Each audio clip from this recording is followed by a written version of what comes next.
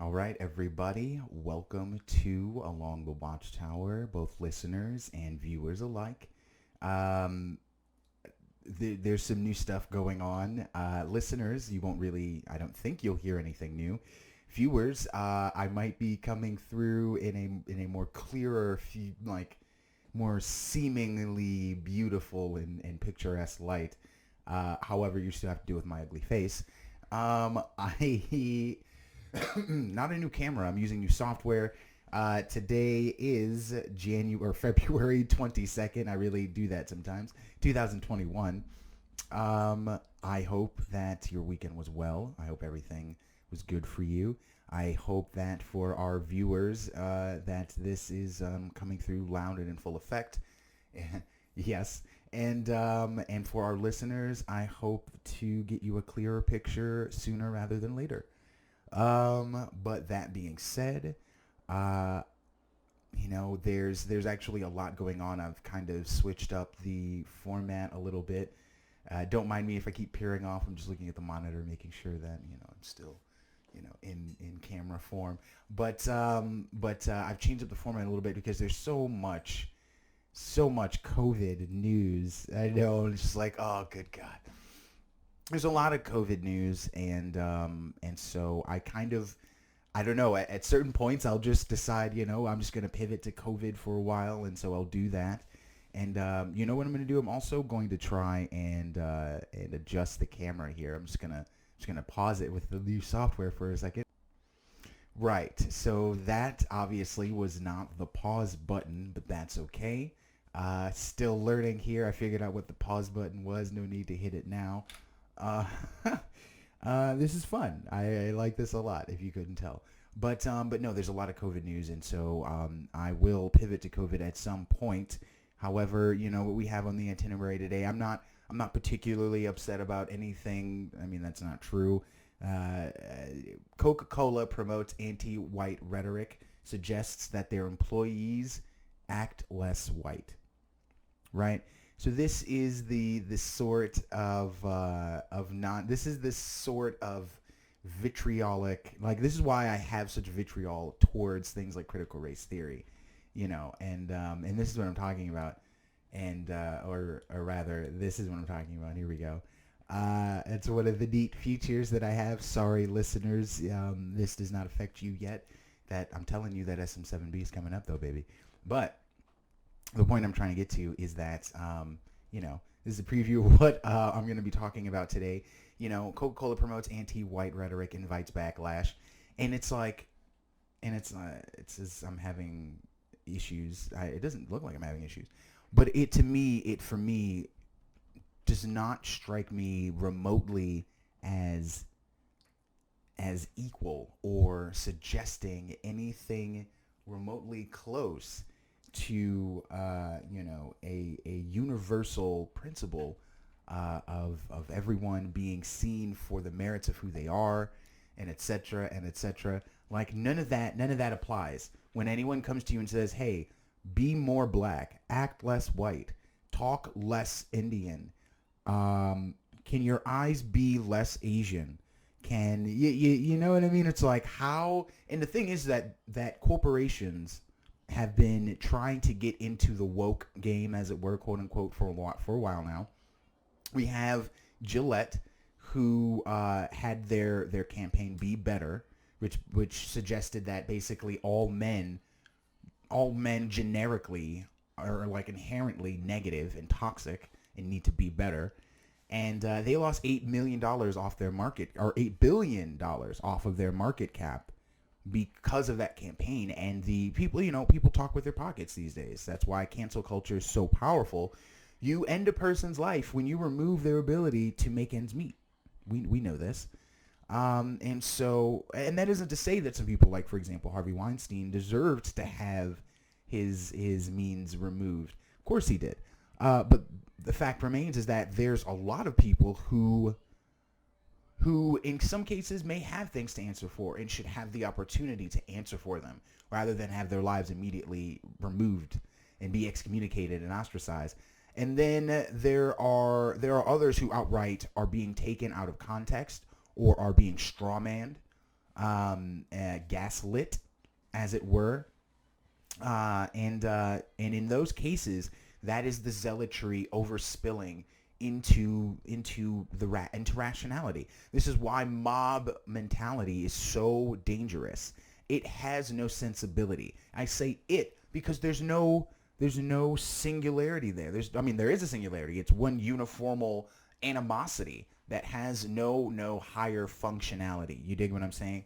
It has no capability to discern or disseminate, to pick out nuance, to understand or empathize. It just eats. It consumes.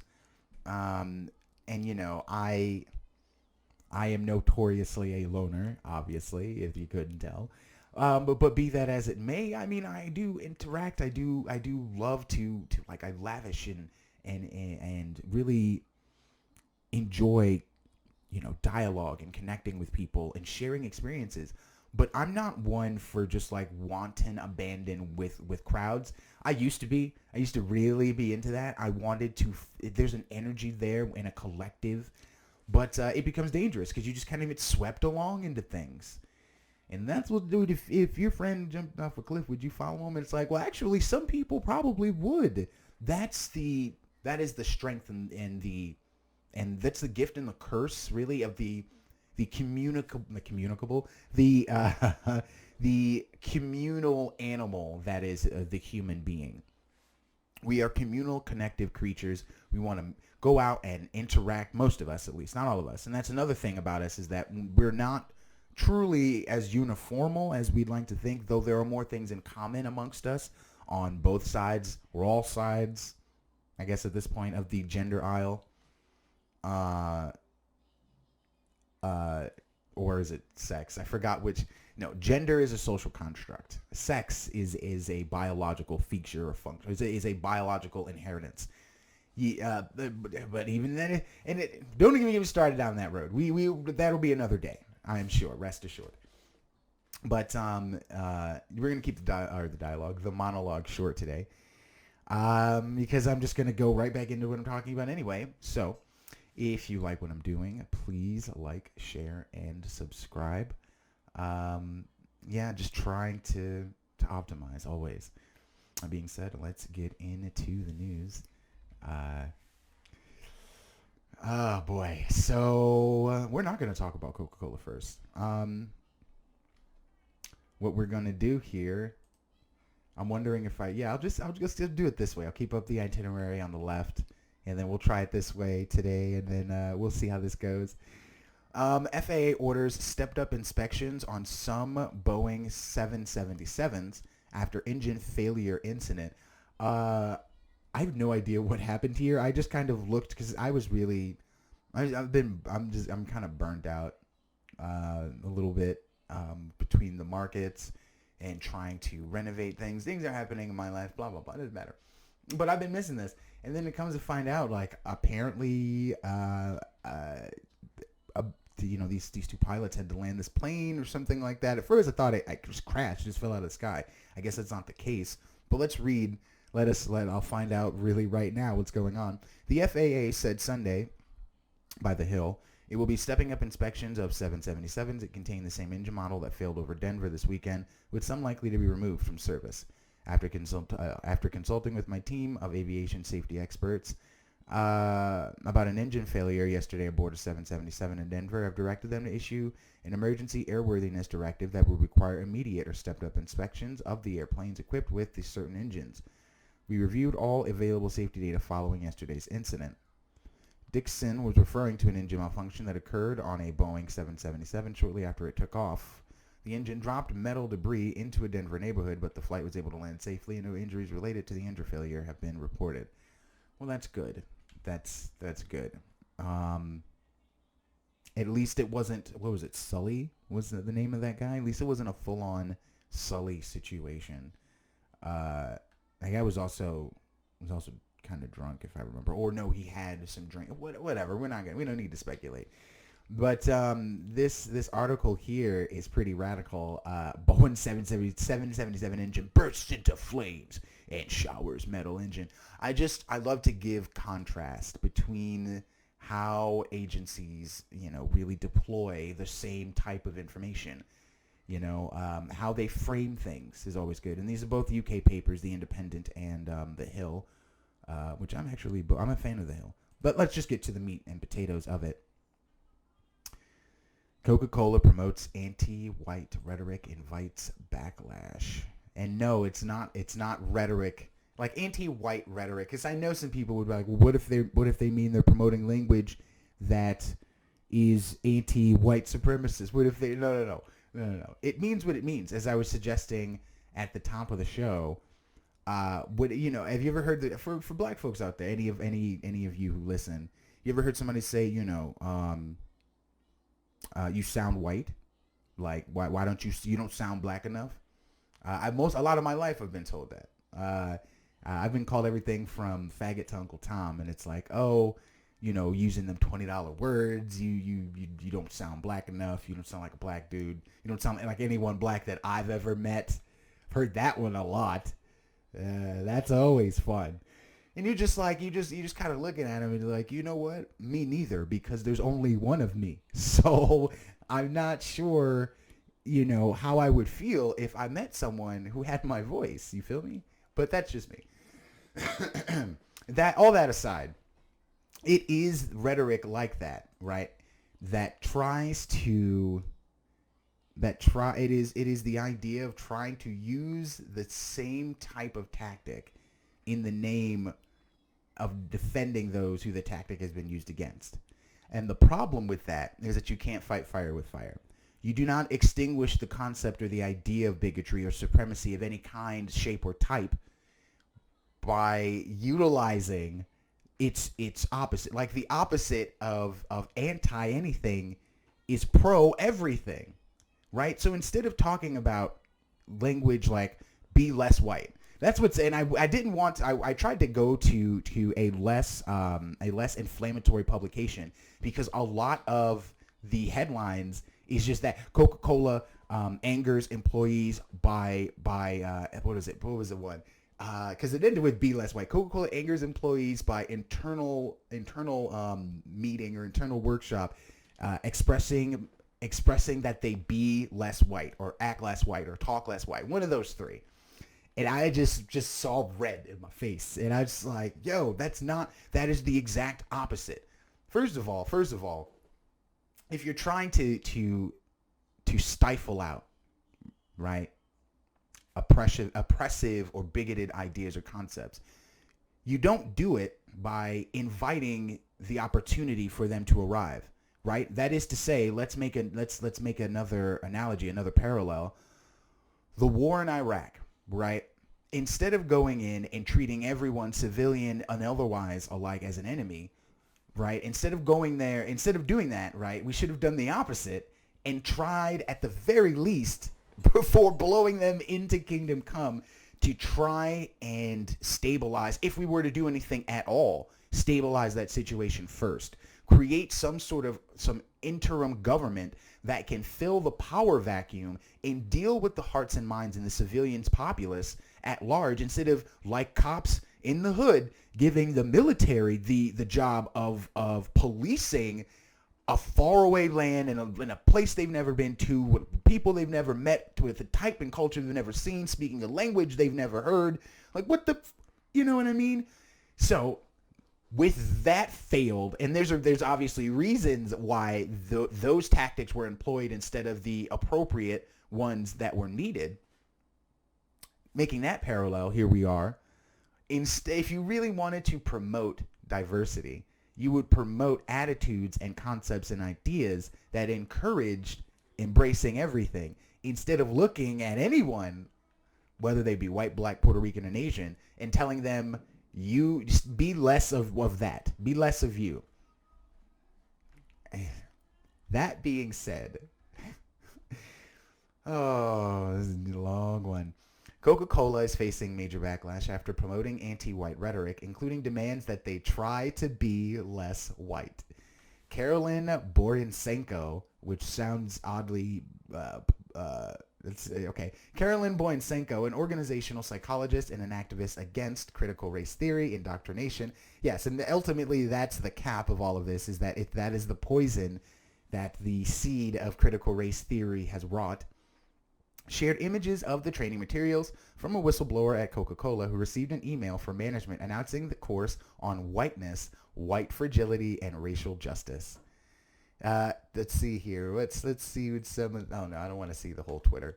Confronting racism, understanding what it means to be white, challenging what it means to be racist. To be less white is to be less oppressive, to be less arrogant, to be less certain, to be less defensive, to be less ignorant, to be more humble. Listen, believe, break with apathy, break with white solidarity. Most of those I feel like are tenets of a decent person. Being less oppressive, I think that's a great start. That's a great top right there. A great capstone. Everyone should be less oppressive, including the authors of this workshop. This language is oppressive, but yes, I think everyone should be less oppressive. Be less arrogant. I'm not. All right, let me stop, because everything can kind of be turned. Obviously, listeners and viewers alike, everything that they're suggesting can be turned inward on them, on the authors here, and that's usually the irony of all of this. But I think a lot of these tenets are tenets and axioms of a good, decent person. To be less arrogant, to be more humble, to be less certain, to know that you don't know everything, right? To be less defensive. That one especially. We should not engage with each other with the aspect or the idea that someone is meaning to offend you by their words. Why talk to somebody if every time you talk to somebody you're gonna talk from the perspective from a corner, like if someone's trying to attack you? I present that same argument to the author. To be less ignorant. I mean, that just helps everyone, especially yourself in the long run. Don't you want to know things? It's fun to know things. Yada, yada, yada. I continue. A spokesperson for Coca-Cola responded to the images on Twitter. Of course, again, vocal minority platform. The video circulating on social media is from a publicly available LinkedIn learning series and is not a focus of our company's curriculum. Oh, they disavowed? They disavowed? The spokesperson said, but added that the course is part of a learning plan to help build an inclusive workplace. Very nice. So you disavow it being mandatory, but you do encourage it and support it. That's good. I mean, hey, man, do what you got to do. Conservative author and Blexit founder Candace Owens, oh God, Candace Owens said if a corporate company sent around a training kit instructing black people how to be, this is what I'm saying, how to be, this is exactly what I said. The world would, okay, let me read it. If a corporate company sent around a training kit instructing black people how to be less black, the world would implode and lawsuits would follow. Now, let me say, there are points and pivots that I can stand with Candace on. Like I said, follow principle, policy, not a person, politician, or political party. So Candace is Candace Owens, and most of the time I'm laughing at her. I hope now that Trump is gone that we will see less bootlicking by her. But, I can't put it past any careerist. That being said, she made the same point. I mean, I didn't think of, I don't think about Candace Owens, but I should have figured she would have said something. This is a prime rib for someone like Candace. But yeah, this is the point that I was making, because throughout my life, I've heard things like, "Oh, you don't sound like most black people I've met. Why do you sound so white? Why did that?" I'm just like, oh man, it is amazing to have grown up with that, and now here we are 15, 18, 20 years later, and it's become a curriculum of indoctrination. There's not as it were. That's what I feel like it is. That's essentially what it is. The soda and beverage giant criticized for allegedly discriminating against its employees was roasted online by social media users. And that's the thing. It's a knee-jerk reaction. Do you actually think that this is like a serious inclusivity reach out? And no, give me a break. These are corporations, people. They do what they can, right? They do what they can to make sure that their bottom line isn't affected too much, right? Is it worth losing the viewers that will get upset if we go this route? But here is another fun one. Let me see something here. I'm just gonna do something real quick. Here's another fun one. Muppet Show is now deemed offensive content by Disney. Oh, good God, help us all. Officials at Disney finally released 5 seasons of the iconic and class Muppet Show on their streaming service on Friday. However, the episodes come with disclaimers, and the show is only available to adults. The Muppet Show is only available to adults. Now, if I recall, they may have some inside adult jokes, but that's how Disney does things, and it's like, it's funny that Disney is censoring itself now. Like, it's one of those things where it's like, oh, so the House of Mouse realizes it probably shouldn't put adult innuendos into children's products. Okay, well, that's nice. Officials at Disney finally released the blah, blah, blah. The program includes negative depictions and or mistreatment of peoples and cultures. Okay, that's not where I thought they were going. That's not at all where I thought they were going. These stereotypes are wrong then and wrong now, reads the message below. Okay. All right, well, okay. Rather than remove this content, we want to acknowledge its harmful impact, learn from it, and spark conversation to create a more inclusive future together. Disney is committed to creating stories and inspirational and aspirational themes that reflect the rich diversity of the human experience around the globe. According to the New York Post, nobody is exactly sure, as of the time of this writing, what exactly triggered Disney's brass to include these messages, as the show is widely considered to be very inoffensive. Because it's the fucking Muppet Show. Many other classic Disney shows are being slapped with similar warnings, including such perennial classics as Peter Pan and Dumbo. Let's not forget Paw Patrol. Paw Patrol. Ironically, Disney's live-action film Mulan comes with no disclaimer whatsoever, despite what critics call obvious propaganda and the working together with genocidal and slavery-positive regimes. Okay, that's their bias kicking in. But it is ironic, but expected, and it is par of the course for Disney to do such things. They've done things that way pretty much the entire existence of their company.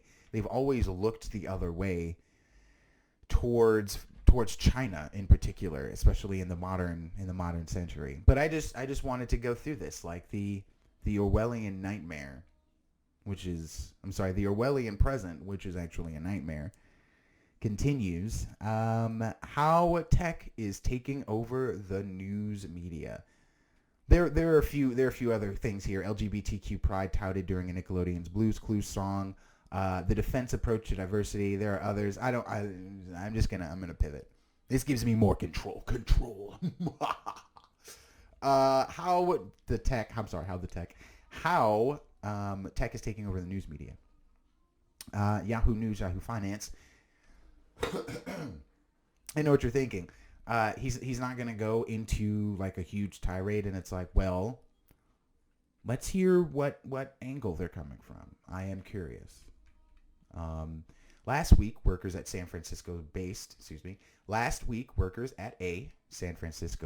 company announced they were forming a union. We are organizing because it is more important than ever that companies are equitable and supportive of their employees. Our company must support and protect its workforce and create the best environment possible in these turbulent times. While this sounds like it could be about a meatpacking plant or plastics factory, the company in question is Medium, the digital media publishing platform created by Twitter co-founder Evan Williams.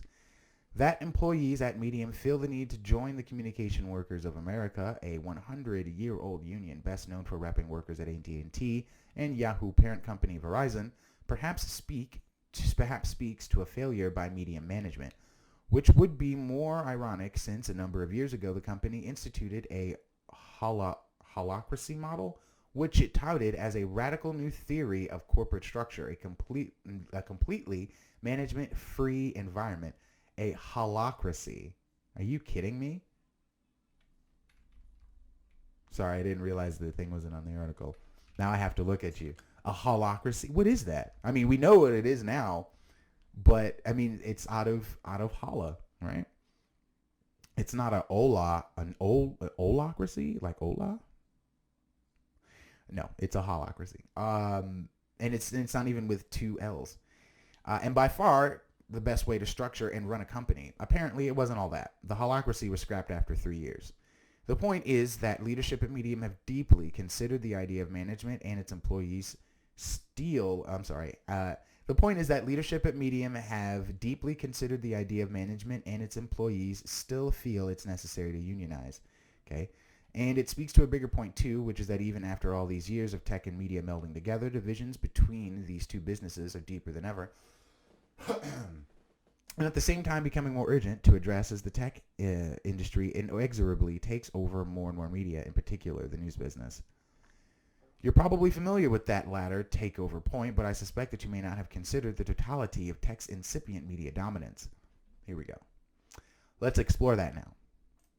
Tech companies and tech moguls hold sway over the news business in at least three overlapping ways.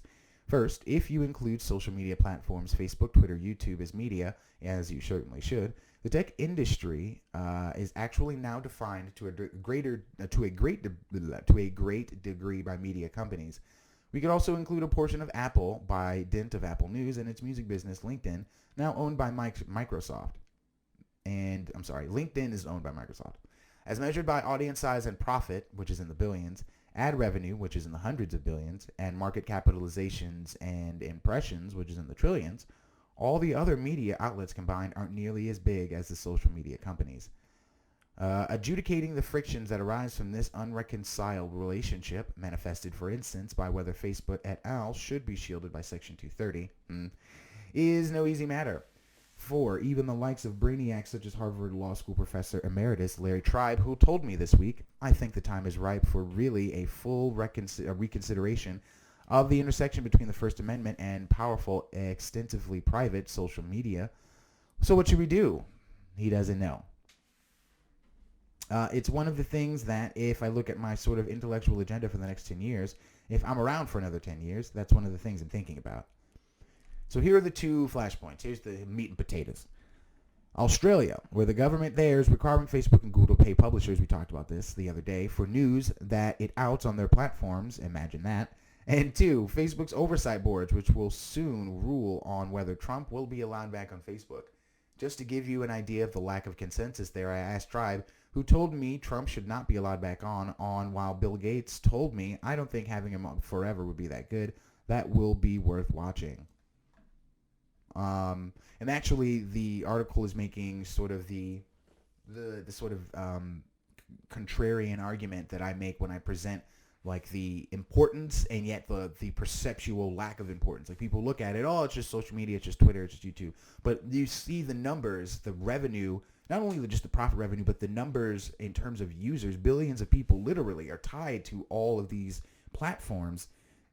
And they cross over, so you see things shared from one throughout the others, and that sort of intersectionality is also very important, and it's great for the dissemination of information, rapid dissemination. The problem, though, arises when you have these platforms being largely private and their moderation being largely out of bad faith, and so. And I love how the way they put that, Australia, where the government there is requiring Facebook and Google to pay publishers for news that it outs on these platforms. Imagine that. Of course these publishers want to get paid, especially with I can't imagine how much they're kicking themselves for the amount of revenue that they've already missed. But that being said, we talked the other day about, Zucky's reaction to that is just to remove the feature altogether, right? And given, as we've mentioned, when you're static at home, you're barely stuck to the TV when the news is on in the morning or in the evening when you come home, go to work and come home from work anyway. It is in between those two times that the most amount of information, if there's going to be any about any news going on, is going to be gathered. And so it's going to be garnered in between the work day or the school day on your phone via social media. Why? Because you can kill two birds with one stone. If you're already getting news feeds on your social media, which you're already on constantly anyway, why would you jump off of it? I don't bother. I work the other way around. So I post things. I don't generally read from Facebook. And that isn't to say that I'm just like selfish and just like, no, just consume what I post. I mean, I read from selected persons, but a lot of the time they're from sources that I generally don't go to. I don't like the bias in a lot of, me, those who listen or watch know me. I try to present and expose the bias, not indulge in it. But that being said, I love it. Bill Gates, a permanent Facebook ban would be a shame. He is certainly the last person that I thought would involve himself, let alone. Well, no. He's not the last person I thought would involve himself in the matter. He is the last person that I thought would side on, not on the side of Trump, but I think what he's trying to do is appeal to the philanthropic First Amendment concept. But let's give him a shot here. Let's actually read. Let's see here. Bill Gates, the oversight board at Facebook will decide in the coming weeks whether former President Donald Trump should regain access to the platform or face a permanent ban.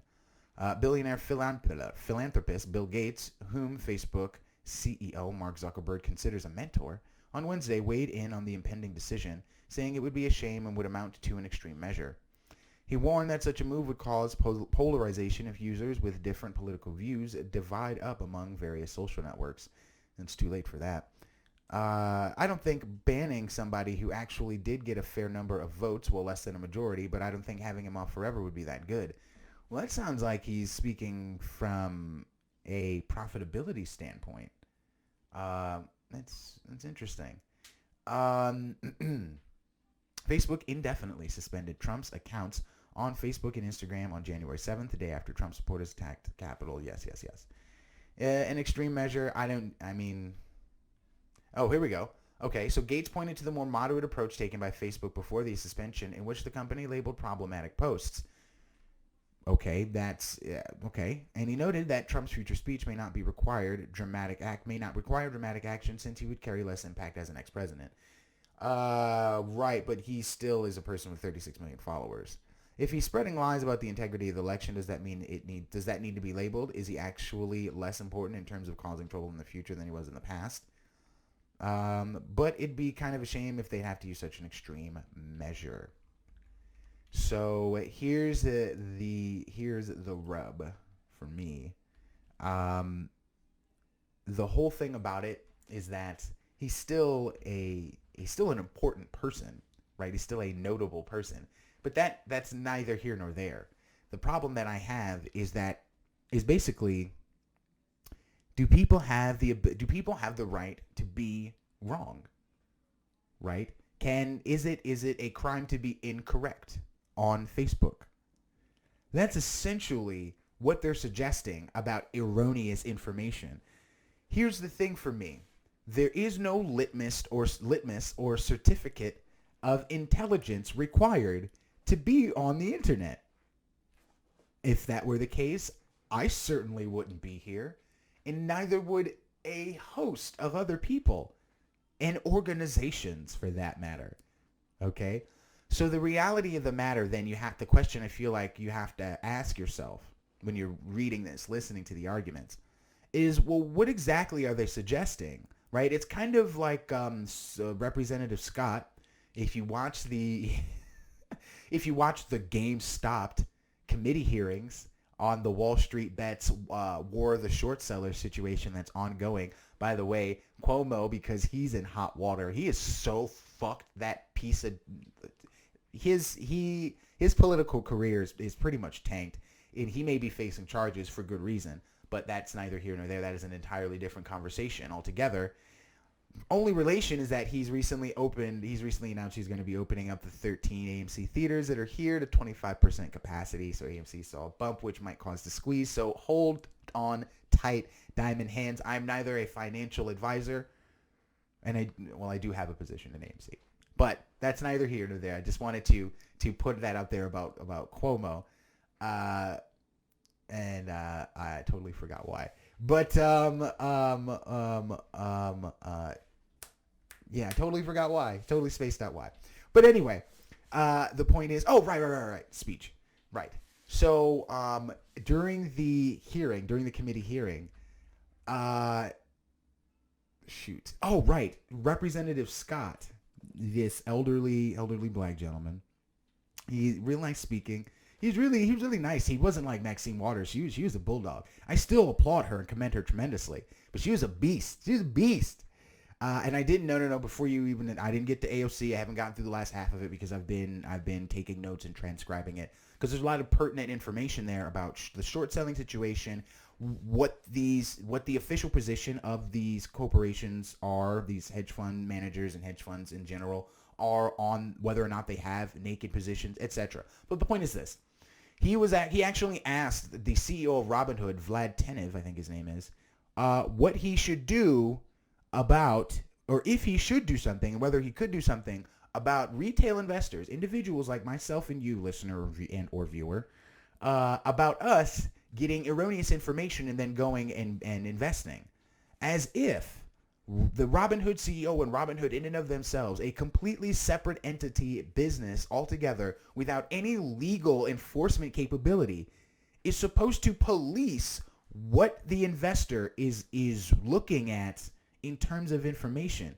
Like the sorts of ideas, right? The sorts of concepts that those in office, in governance, have towards technology, towards ideas, and towards speech. I don't know if it's their policy position, if it's one of political expedience. So they're saying what is going to help them remain in office, but they are not only archaic, they are dangerous and really trivialize the importance of expression and nuance. Like, I couldn't believe it. I couldn't believe it when he answered. And it's like, dude, this is the CEO of Robinhood. He does investment banking and all this crap. He has nothing to freaking do with social media. This is, again, I make the analogy, the parallel of asking cops to be like teachers, social security workers, like psychologists. You know, they barely are able to do their job. They can't even do that correctly, right? And so you send them into places they don't belong to do things they can't do, right? It's the same freaking thing here. This is not how you deal with the situation of expression by basically limiting everyone's ability to. So let's delve more into the Orwellian present. House Democrats press cable providers on election fraud claims. Before a hearing set for Wednesday, Democrats on the Energy and Commerce Committee asked cable companies what they did to combat the spread of misinformation. It is McCarthyism all over again. All over again. What did you do? What did you do? It's like, well, wait a minute. I mean, listen. So slander is spoken and libel is printed. As we'll read on in a bit, Dominion is suing somebody else. They're suing the My Pillow CEO because he was all over Twitter running his mouth with no support to his claim. And I mean, you know, I would suggest like, hey, he should have deleted his Twitter, but it's like, you know, all that stuff's archived anyway. But yeah, you know, it is this sense that and I'm not suggesting that we encourage erroneous information. However, I am trying to point out that there is no litmus or certificate of intelligence to speak on the internet. As long as you are not inciting hate or encouraging violence, you can be the dumbest fuck on the planet. And I will always point out to flat earthers, okay? I mean, here's the thing, and here's an extreme scenario. Ready? Check this out. What if somebody drives off a cliff trying to drive to the end of the earth because they believe that by driving to the edge and photographing it, they can prove the flat earth theory is true? What happens then? Are you gonna go through and ban flat earthers? This is what I'm saying. This is what we call, okay, so the military calls this, and I think it's just like a scientific term in general. It's called function creep, right? It's also used in the government. When something is designed for one thing, and then over time and the change in administrations and the change in groups over 40 years, right? The idea of something definitely changes from the execution of it. You understand? Look at this country. The idea of whatever this country was is definitely far different, even though we're still the new kids on the block, haven't been around that long, than what we have today, right? It's grown. That's the thing about ideas, right? Ideas can remain as they are, but the execution of them you can try and try and try and try again. Look at socialism. Look at communism. People still think it's a good idea. And there are aspects that are good of socialism. Not a fan of communism. Not a fan of Leninism. Not a fan of Stalinism. Not a fan of Marxism. However, there are concepts of socialism that are most certainly applicable and are utilized. That's because you don't have to adhere dogmatically to anything. You can pick and choose and form your ideas as you see fit. Don't be a lemming. Do not let others shape you and how you think. And this is why ideas are so important. So now here we are. They're looking at cable companies and saying, you should have done more. And it's like, well, wait a minute. We followed the law and the regulation as it's been designed. That's why we're not getting sued. That's why we're not being penalized by the FCC. So really, this is political. Because if they had done something wrong, if they were, quote unquote, were supposed to do something more, they'd be getting sued like Rudy Giuliani and the MyPillow CEO. But they're not. Because they didn't. Because they got rid of everyone who was like Lou Dobbs. Lou Dobbs lost his job. Boom. He was being slanderous. Remember, libel is printed, slander is spoken. He was being slanderous on Fox. Fox said, no, you're not only are you not covering CYA covering your ass, you're not covering our ass, and you're walking an already crossed and burned line from which no one else has returned. Why do you think you have immunity? You're gone. All right, let's just read before this tangent goes on for the next freaking 20 minutes. 3 months ago, and is this an op-ed? This is kind of reading like an op-ed.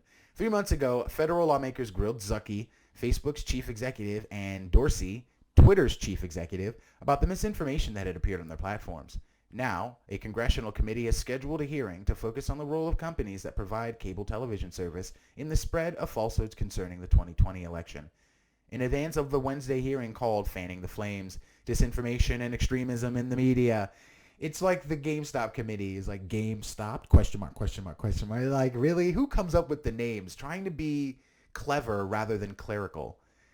Members of, to continue, the House Energy and Commerce Committee sent a letter on Monday to Comcast, AT&T, Spectrum, Dish, Verizon, Cox, and Altice, asking about their role in the spread of dangerous misinformation. Their role was they didn't break any laws and they kept it pushing. The committee members also sent letters to Roku, Amazon, Apple, Google, Hulu, digital companies that distribute cable programming. The scrutiny of cable providers took on new urgency after supporters who recently promoted the debunked claim that the election was rigged stormed the Capitol. To our knowledge, the cable, satellite, and over-the-top companies that disseminate these media outlets to American viewers have done nothing in response to the misinformation aired by these outlets. That's not true. Well, I only can speak for Fox. That's not true. But two Democratic representatives from California, of course, Anna Eshoo and Jerry McNerney, wrote a letter to the Times. Newsmax, a right-wing cable channel carried by AT&T, CenturyLink, Charter, Comcast, Dish, and Verizon, had a surge in ratings in November because of programs that embraced Donald Trump's claims of voter fraud. Took the words right out of my mouth. One American News Network, a right-wing outlet carried by AT&T, CenturyLink, and Verizon. See, this is what companies do. They play both sides. This is what I'm trying to convey to you, right? Corporations do not care about any sort of social justice idea or priority, right? They prioritize in order of profit. They pander and prevaricate. They cater to, and then they play both sides, right? They play both sides. They own Newsmax. Well, because I'm thinking of Fritos, and I'm thinking of food. I'm thinking of food companies that own both sides of the aisle. I'm thinking of Coca-Cola, who owns both sides of the aisle. They own themselves, Coke, and they own their competition. And it's the same thing everywhere. Complete and utter monopolization for the sake of market domination. It has nothing to do with social justice. So, when Coca-Cola does this, does what I mentioned earlier, that is, the thing is you still see the same level of minority social media outcry, but you see less of coverage, of media coverage of it, of mainstream media coverage of it. And that's really what this comes down to. Corporations are responding to minority social media outrage on one side or the other, one way or the other, and it's getting coverage in one way or the other. That is the manufactured narrative for that particular concept right now. That's what's happening. Oh my God. To our knowledge. Oh wait, I already said that. But yeah, let's read that again. Newsmax, a right-wing cable channel carried by AT&T, CenturyLink, Charter, Comcast, Dish, and Verizon, had a surge in ratings in November because of programs that embraced crazy Trump's voter fraud stuff. One American News Network, a right-wing outlet carried by AT&T, CenturyLink, and Verizon, also promoted the false theory. Fox News, the most watched cable news network, which is also available from all major carriers, was one of the 5 defendants in a $2.7 billion defamation lawsuit. Oh, well, there you go. I guess they did get sued. There you go. Filed this month by the election company. I thought they individually sued Lou Dobbs. Oh, no, that was a recent development. That's right. Whoops. In the suit, the company accused Fox, its parent company, Fox Corporation, 3 Fox anchors, so they did all of the above, and 2 Fox guests of promoting false claims.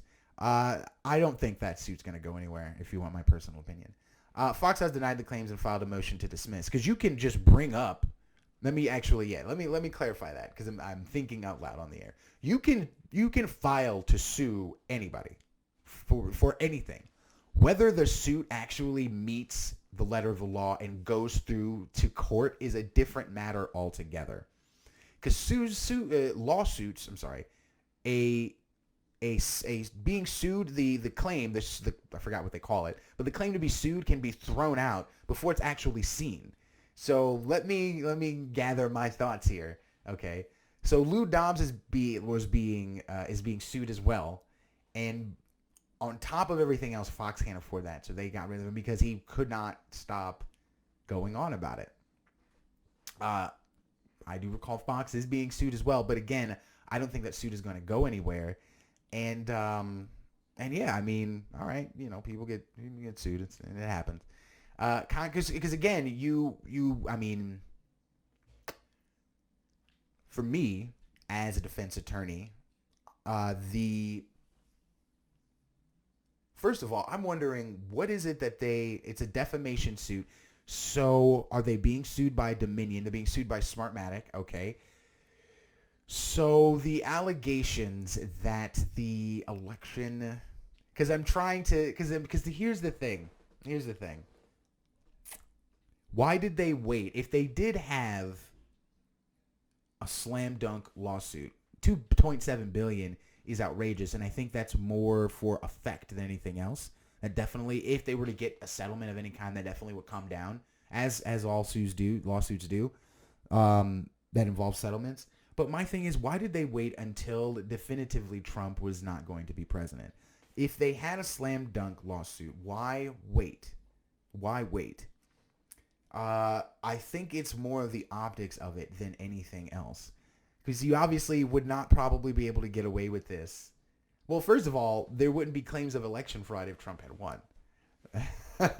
and then like one wonders, well, because Democrats have actually challenged every election for the past 30 years that they've lost. So it's like, would they challenge in the same way that Trump did? And that's the thing that nobody really talks about or thinks about, is that Democrats have challenged too. Everyone challenges.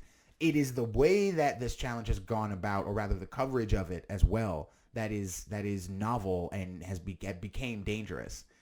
But again, they took the legal channels, but this was a whole different ball of wax. So now here we are at the end of it, and the whole idea, because here's the thing, none of the claims were investigated.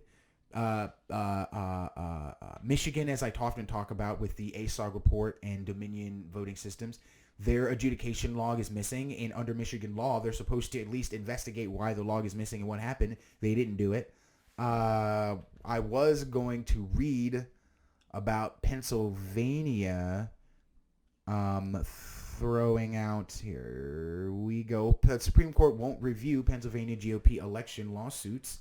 So, like, nobody's even entertaining the notion, right? So the whole thing for me is, how can you claim that something that's been said is false if there's been no investigation into the look of its validity.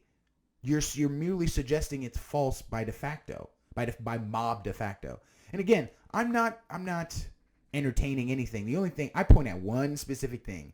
The American Services Operations Group, I think is the name, is a report that came out, all right, about Michigan and Dominion voting systems, and they have serious things. And one of the things that I think should be highlighted, because Michigan state election law, because all states and federal law as well had to adjust and be changed and amended in order to incorporate election systems. And one of the things Michigan has in particular is that if the adjudication log is missing, and for those who don't know, so the adjudication log is the log that it's a log kept of all adjudicated ballots. That is ballots that needed to be dealt with in any sort of changeable way. Maybe there was a smudge. Maybe this is where like voter intent, if you ever heard that term, comes into play. Maybe there's a voter smudge. Maybe they got their address wrong or something. What happens is in Michigan, the vote goes to adjudicators, who then determine voter intent and then set that vote aside based off of basically whatever they decide the voter wanted. And the vote goes however they determine. And there's supposed to be a log of that determines who adjudicated over what vote and how they adjudicated, which I would presume, you would presume as well, is very important, and it is.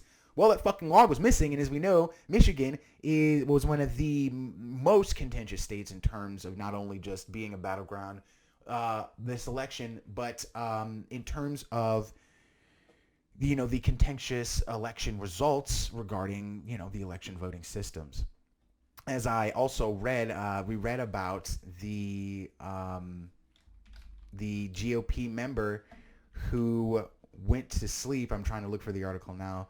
Who went to sleep a loser and woke up a winner because of the erroneous results that occurred.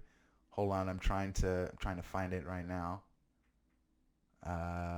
But it's a thing where I feel like under normal circumstances, anyone would look at that and say, all right, well, I think that's something that we should be concerned about. Hold on, Republican. Yeah, okay, found it. Losing Republican in Oakland.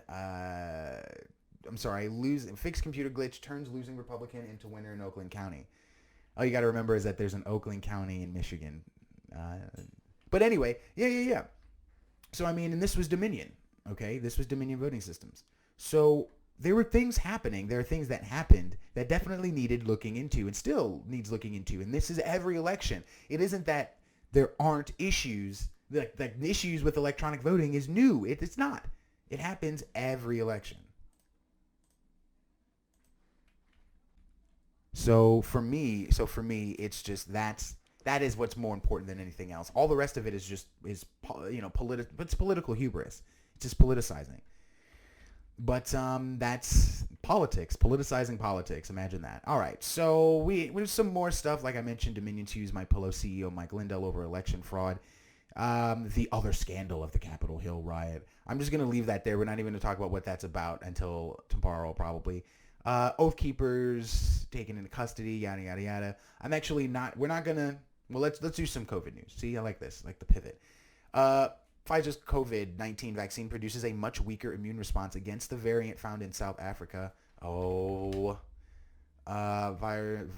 South African variant.